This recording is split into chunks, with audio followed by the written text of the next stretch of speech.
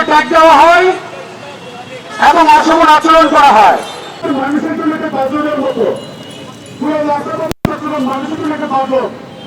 আমাদের সহকর্মী আব্দুল আওয়াল মুন্না, ইব্রাহিম সহ আমি আজকের এই মানববন্ধনে শুরু হওয়ার আগে বলতে চাই, ওই ওয়াসা ভবনে গতকালকে যে হামলাটা হয় সেটা দেখার পর মূলত সাংবাদিকরা সেখানে যায়।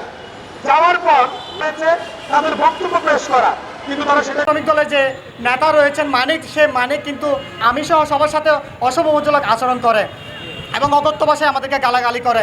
আমরা কেন সংবাদ করতে গিয়েছি, কোনো সাংবাদিকের গায়ে যদি হাত তোলা হয়, সেই হাতের বদলে কলমের জবাবে আমরা উত্তর দিয়ে দিব। সারা বাংলাদেশের কাগজে লিখে দিব কলমের কালিতে এই দুর্নীতির কথা। তো সাবধান হয়ে যান। আজকে খুলনা এবং খুলনার সহকর্মীদের উপর যেভাবে হামলা করেছেন, একটাবার চিন্তা করেন রাষ্ট্রটা ফের হতেই দিনের দুপুরের মধ্যে আমাদের এই অবস্থা, তাহলে আমরা কিভাবে হামলে করবো? সামলাতে পারবেন আমাদেরকে? এইভাবে করে আমরা হুমকি এবং হামলার সম্মুখীন হই, তাহলে এটা আমাদেরকে এই এই বিষয়ে সজাগ থাকতে হবে। হামলা এবং অশালীন আচরণ করেছে, উদ্যোগপূর্ণ আচরণ করেছে, তার তীব্র নিন্দা জানাই।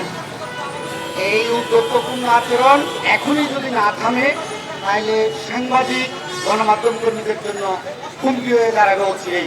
আমরা বিচার চাইতে চাইতে ক্লান্ত। আমাদের বিচার চাওয়ার কি আদৌ আর কোনো জায়গা আছে কিনা? আমরা এইভাবে আর কত মানববন্ধন করব, কত সমাবেশ করব, কত আমাদের প্রতিবাদ জানাবো, কত নিন্দা জানাবো, সে ভাষা কিন্তু আমরা হারিয়ে ফেলেছি।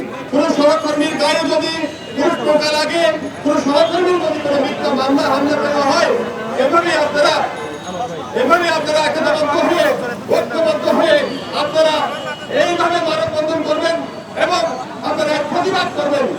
এই নতুন ভবন দখল করার জন্য ওয়াসার শ্রমিকরা তাদের সাথে লিয়াজু মেনটেন করে এ ধরনের কাজ করতে পারে। এদের যদি এত বড় সাহস হয়ে থাকে, তাহলে এদের মাথায় কায়া কে দিয়ে রেখেছে, এটা আমাদেরকে জানতে হবে।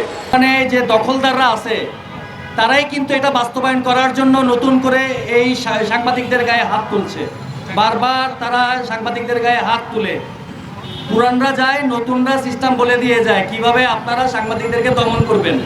সঠিক বিচার যদি আপনারা একটা সঠিক বিচার যদি না দেন, তাহলে আমরা এটার শেষ কোথায় আমরা দেখবো।